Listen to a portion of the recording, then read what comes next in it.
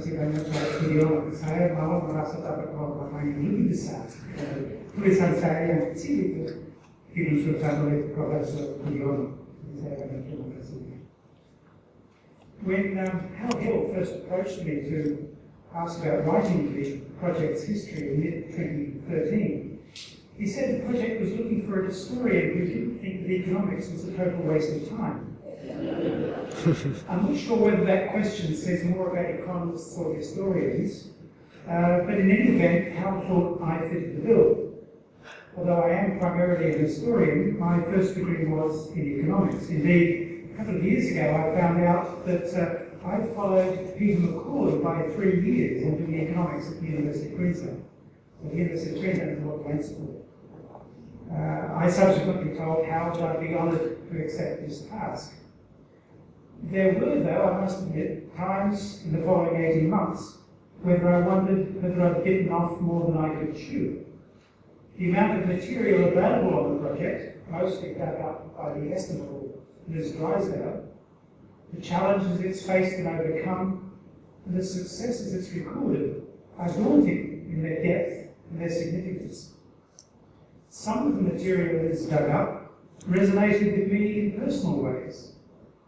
For instance, I read through the minutes of an editorial board meeting for the Bulletin of Indonesian Economic Studies in the early 1980s. It was reported to the board that a manuscript on the triple rate intensification project, the Swallow Cane project, had been received. It had been read, I suspect, by Heinz Arndt, and it had been decided that it would be returned to the author for what was called substantial rewriting. In other words, it wasn't rejected, but it was that close. The author did rewrite it, it was published, I know, because, as Chris knows, I was the author.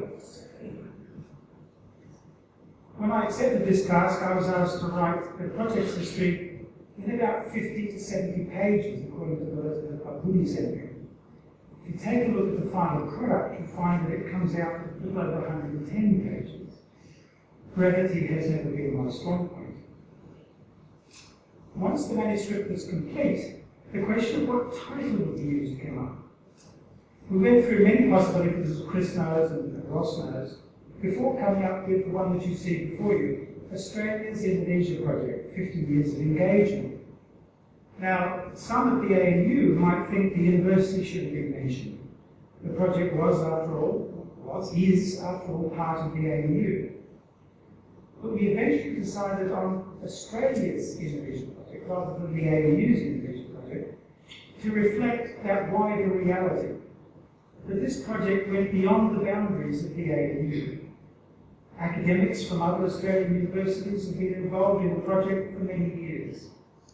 And of course, at a pragmatic level, Mr. Grigson would be profoundly disappointed if I didn't acknowledge the financial support provided to the project by DFAT and its predecessors, and the crucial role it has played in enabling the continuation of the project. But perhaps most importantly of all, the outreach of the project via such activities as the annual Indonesia update and its various publications through the bulletin, its outreach is nationwide and beyond.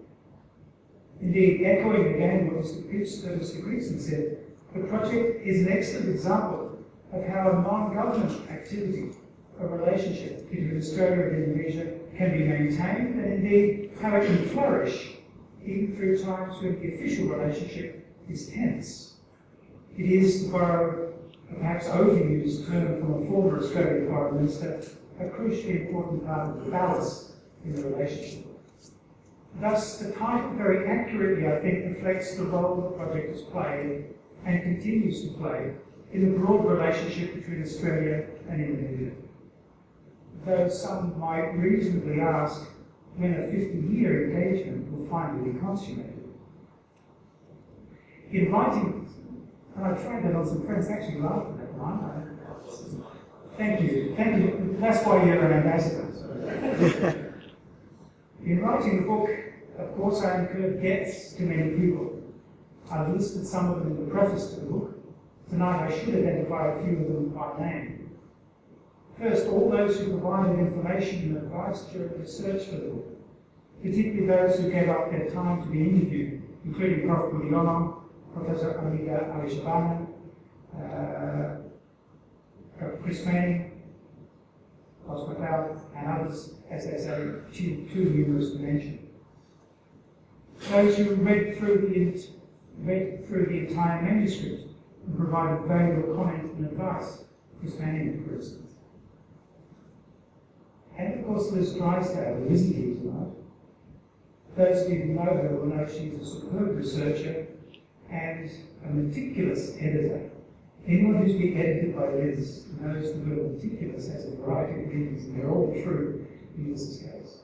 Without her, this book would certainly not have been completed in the way that it has.